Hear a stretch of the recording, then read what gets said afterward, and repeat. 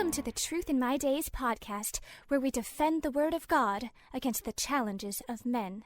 Good afternoon. Welcome back to the Truth in My Days apologetics program. Today we have Dr. Adrian Torres interviewing John regarding the arguments for the resurrection. We are continuing from yesterday's program. Hope you enjoy. So this is what we have so far. Best arguments, number one, the resurrection is supported by eyewitness testimony of people in a position to know and who are themselves difficult to convince.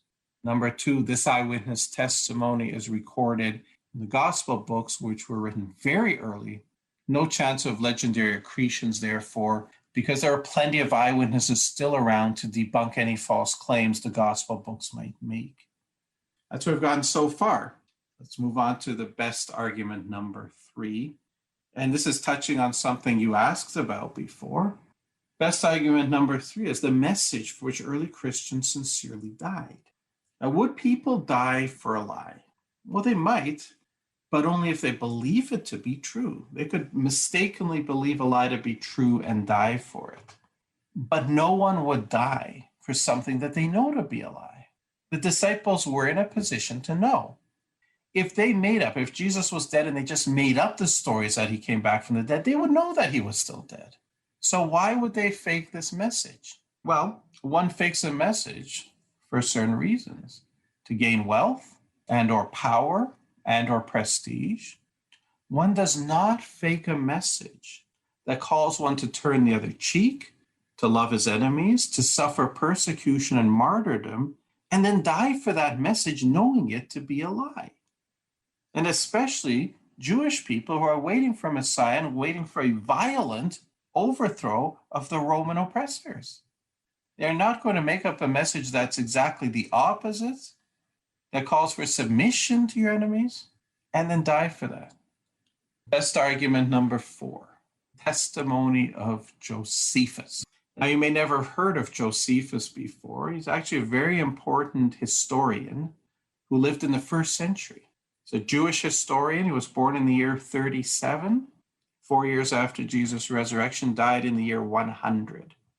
And during his career, he wrote voluminous books on Jewish history. In fact, he's the best historical source for everything on first century Israel and the things associated with it. We have nothing else remotely approaching his level of detail in these long, long books. One of these books he called the Antiquities of the Jews. And in it traces the entire history of the Jewish people from the beginning on. And you'd expect then what happens when you get to the year AD 30, where Jesus is ministering publicly. Does Josephus mention him? Well, yes, he does. In this book, there's what's called the Testimonium Flavianum in section 18.3.3. And it reads this: Now there was about this time Jesus, a wise man, if it be lawful to call him a man, for he was a doer of wonderful works, a teacher of such men as received the truth with pleasure. He drew over to him both many of the Jews and many of the Gentiles. He was the Christ. And when Pilate, at the suggestion of the principal men amongst us, had condemned him to the cross, those that loved him at the first did not forsake him, for he appeared to them alive again the third day, as the divine prophets had foretold these and 10,000 other wonderful things concerning him, and the tribe of Christians so named from him are not extinct at this day. Well, that's really significant because Josephus is not himself a follower of Jesus, is he? That would be one of the arguments against this passage, as we'll see liberals bring this up. The interesting thing, of course, is most Christians don't even know about this. They don't know that this writing of Josephus exists, and it's almost like a fifth historical source for Jesus. It's not very long, but it's amazing in what it affirms. It affirms his miracles. It affirms that he had many followers, Jewish and Gentile, that he was Christ. Now, the Romans knew this Jesus as Christ. He's mentioned by Suetonius and Tacitus. So Josephus might have simply have been identifying, Roman readers, that guy you call Christ, this is he. He mentions Pilate. He affirms that he was handed over. It was orchestrated by the Jewish leaders. Pilate condemned him to the cross. His followers didn't abandon him because, and this is the crucial point, he appeared to them alive again the third day, and his followers are still around.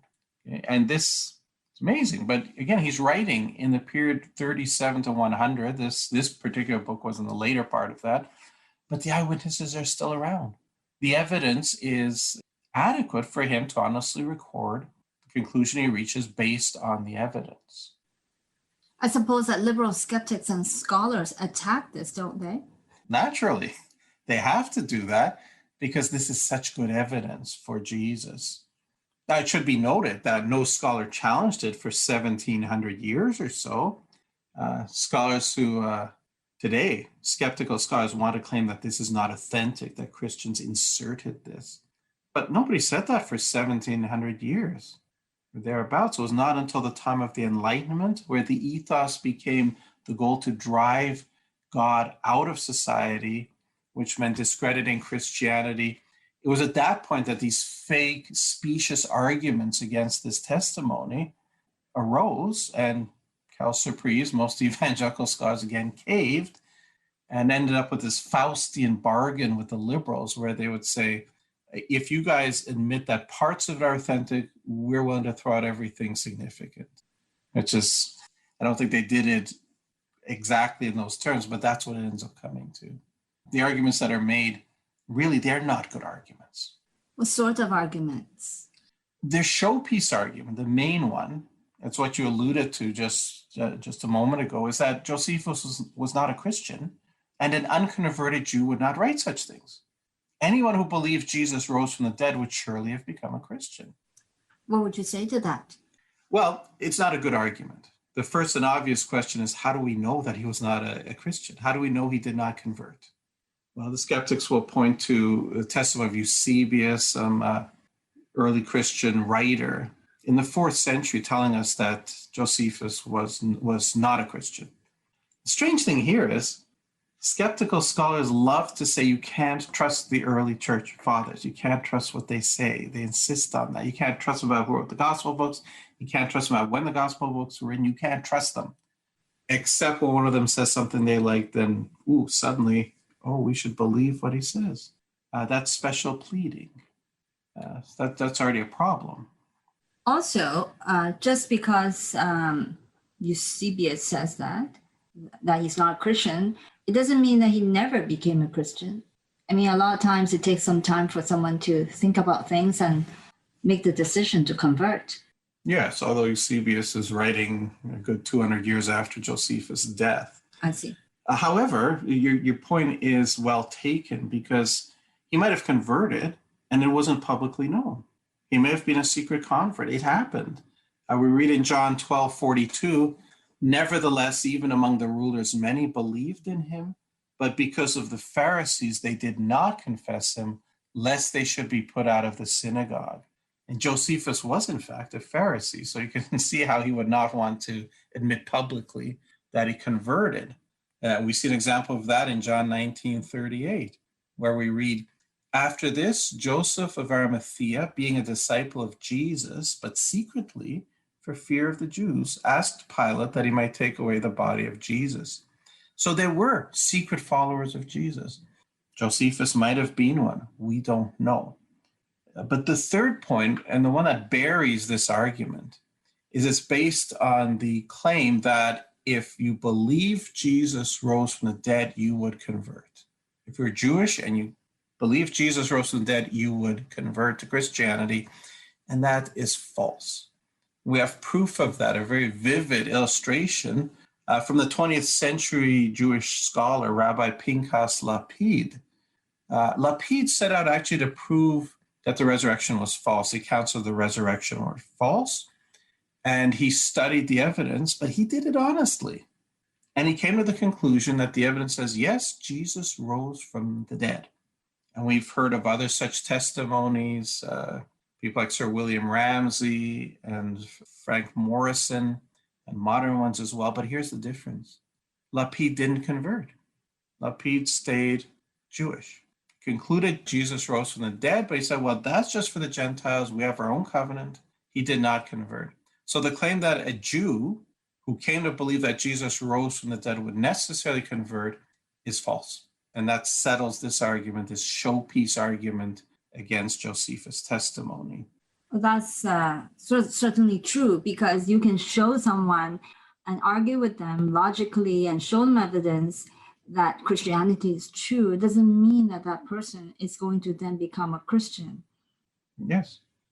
Now, this is not their only argument against Josephus, but it is their best, like their main argument. And as we've seen, it's bogus. We will do an entire program dedicated to looking at the arguments in detail, pro and con this testimony of Josephus. But for now, let's move on to our best arguments. Number 5, the conversion of the Jews in Jerusalem. We read in Acts 2:36 and 41, the apostles led by Peter preaching on that wonderful day of Pentecost after the Holy Spirit fell on them. He's preaching, therefore, let all the house of Israel know assuredly that God has made this Jesus, whom you crucified, both Lord and Christ. Then those who gladly received his word were baptized, and that day about 3,000 souls were added to them. Verse 47, same chapter, we read, and the Lord added to the church daily those who are being saved. Acts chapter 4, verse 4, many of those who heard the word believed, and the number of the men came to be about 5,000. And Acts 6, we read, the number of the disciples multiplied greatly in Jerusalem, and a great many of the priests were obedient to the faith. Now, we think that that's wonderful, but we don't really think about the significance of it. We don't understand that Jewish people, certainly in those days, were taught from birth, from the cradle, not to worship, bow the knee, and call Lord anyone other than God. There is no other Lord, there's only God, and they would die rather than worship another God. There's this very moving and tragic record in the book of Maccabees when this emperor of the time, Antiochus Epiphanes, the Seleucid emperor that controlled Israel at the time, tried to forcibly Hellenize the Jewish people. And he took the high priest and his entire family prisoner and tried to get them to eat pork. Also put a statue of Zeus into the temple and sacrificed a pig on the altar. He tried to get the high priest and his family to eat pork. They refused. And they visited horrible tortures on them, one after another. They refused to do it. They suffered death by torture rather than betray the true God. Every one of the high priest's family except one of the boys, he said that he would eat the pork. Unchain me, I'll eat the pork. They unchained him, and he ran and flung himself into a big pot of boiling material and died that way rather than be tortured. This was their kind of their mindset. It drove the Romans crazy at this time.